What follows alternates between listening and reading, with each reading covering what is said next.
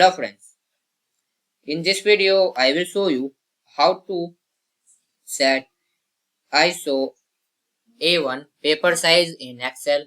So guys, it is very easy to set it.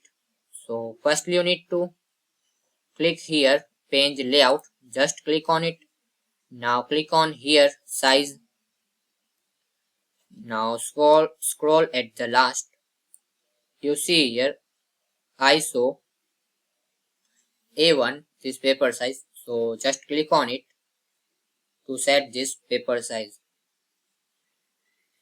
If you not find here, you can click here more paper size. This paper size, just click on here and scroll at the last and select this ISO A1. This paper size, just select it, click on OK. So this way you can very easily set it. So thanks for watching this video.